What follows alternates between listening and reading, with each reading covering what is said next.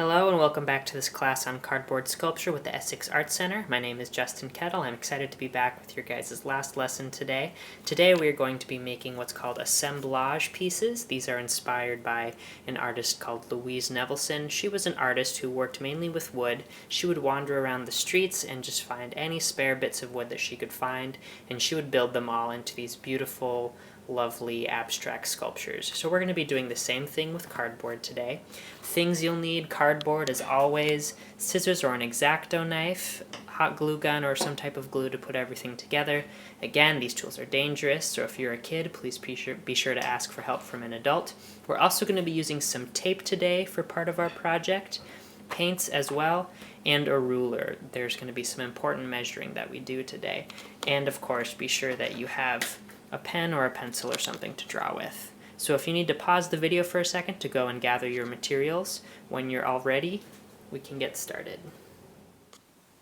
So to start with today, I'm going to get a small box. Small Amazon boxes work really well for this, just something decently small. And I unfolded everything. I took all the tape off so the box was completely open. And then what I did was I took my ruler and I measured 1 inch up from the bottom of the box all the way around and cut this box all the way around so it's only 1 inch tall. So when this box is completely folded up again, it's going to look like that, almost like a little tray, only 1 inch tall right there. You can have it taller if you want to. Keep in mind, the taller you make this piece, the more smaller assemblage pieces you'll have to add on to the inside, so 1 inch is a good starting point. Now the reason I completely unfolded everything is, normally boxes are kind of folded like this with these two shorter ends on the inside, two longer ends on the outside. We want to switch that around because we want a completely flat surface on the inside to work on and to add shapes to.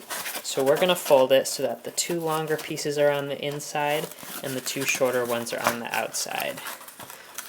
So what I'm going to do is I'm just going to take a little bit of tape,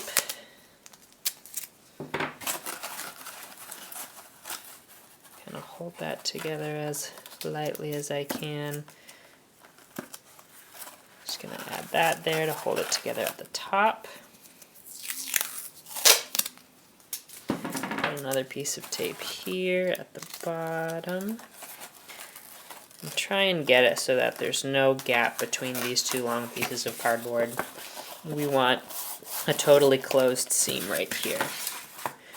So I've got the top and bottom.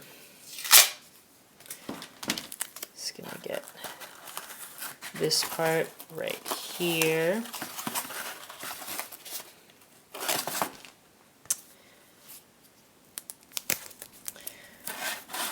Tape this down here, push this back to meet it. You can also use your hot glue to secure this all together if you would like. The tape works well too, especially for this beginning part.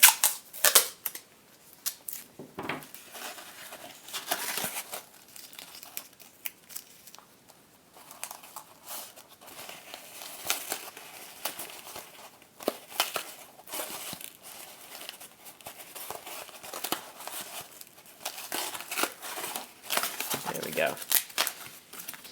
Really push that down to secure it.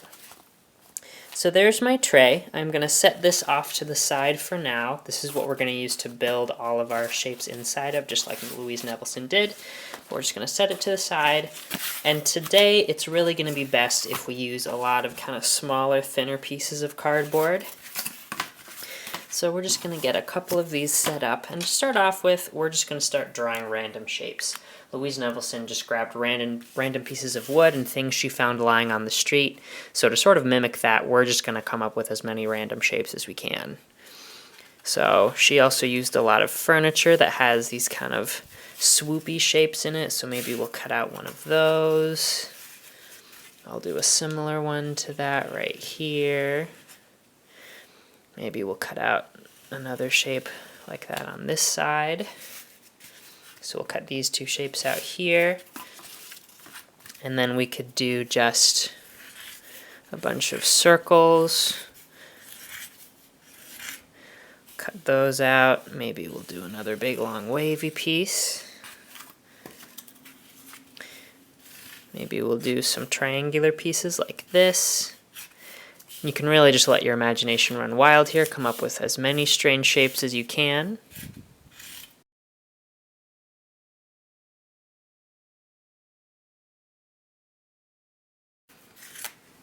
Alright, so that's a good start. I'm going to cut all of these out. I encourage you to pause the video, draw as many shapes as you can, cut them out, and then when you're all done cutting them out, go ahead and push play again. Okay, so I've cut my pieces out, and you can't see all of them right now, but I have separated them into different piles. I've got a pile of kind of swoopy, curvy pieces over here. I've got a whole bunch of little triangular pieces and rounded pieces like this. I'm keeping these up here. Got a bunch of circular pieces, little dots over here, and then these are what I call the bones. These are all the leftover pieces from the pieces of cardboard that I cut out. They're all these kind of fun zigzag shapes. These can end up being used for really fun shapes, so I like to keep them on the side just in case. And now to begin, you really just start laying cardboard down. I'd suggest getting a bigger piece.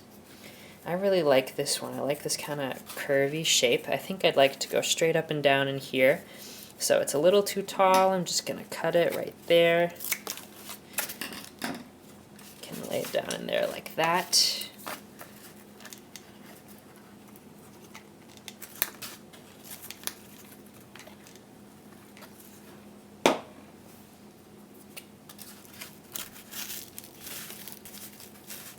Getting a bigger piece down like this right away just gives you a better idea of the space you have to work with. It starts a design off early, and then you can kind of move from there. I think I'll put another big piece kind of like this. And really you just do this all by feeling. You look at what you like, what you don't like, and you just throw it down on there. That piece off.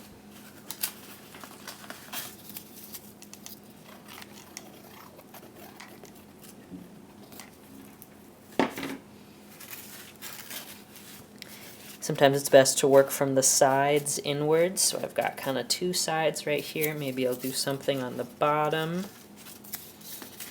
No, I don't quite like that. Let's see. That looks kind of nice. I like that.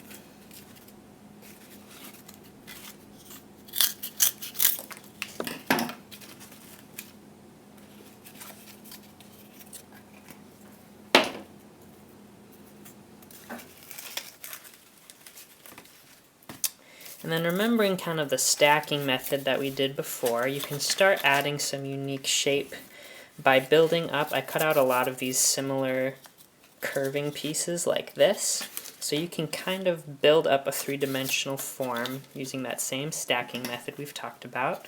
So I'm going to take all of these similar curving pieces and start building them up like this.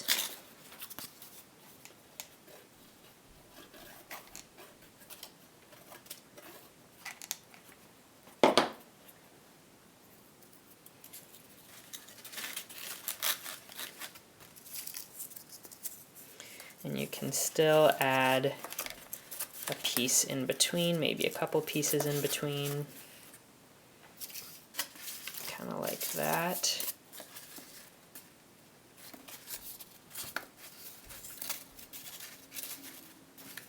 Maybe something like that. And as you start to build up, you'll start to notice these pieces won't touch the full bottom. They'll just touch the highest cardboard pieces, so you can just add glue to where it's going to connect to those other pieces.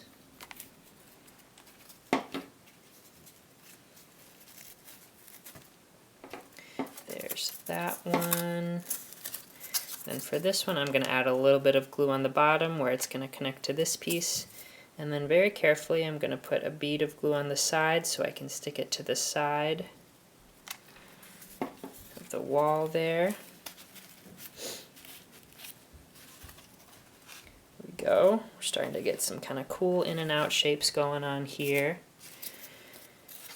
Then I think I will add this piece here to finish off that kind of curvy section.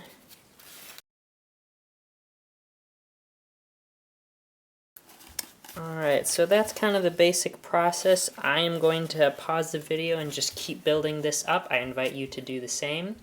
And I encourage you as you're building up, if you don't quite have the right piece you need, feel free to just keep cutting out new pieces as you think you might need them, or just keep building with the random pieces you have. You can build an abstract shape like this, what I'm doing, or you can maybe build a little scene. Maybe you want to do little hills, mountainside, a house, whatever you'd like. Alright, I am all done. As you can see, I have built up all kinds of fun shapes on here. Remembering that stacking method that we learned before, you can build up small shapes on top of larger shapes to get some nice kind of back and forth in and out motion with your piece. I added some color. I painted it all black first, like Louise Nevelson did. Then I added some different colors over the top. That really kind of helps you get a sense of different depth. I used darker colors in the back, lighter colors in the front, so that everything kind of pops out at you a little bit more. And this can be displayed this way, it could be displayed this way, whatever way you'd like. Since it's an abstract piece, you can kind of flip it around, see which way you'd like it. So that is my finished Louise Nevelson piece. Thank you guys so much for joining me for this class and for all the lessons we had before this. I encourage you to keep building with cardboard. Maybe for more Louise Nevelson-like assignments, you can find random things that you have lying around the house, maybe little toys or just little knickknacks and things, maybe seashells you find at the beach. Try incorporating them all into an assemblage piece like this, painting over the top of them. And otherwise, keep using the methods that we've learned and keep building. Bye.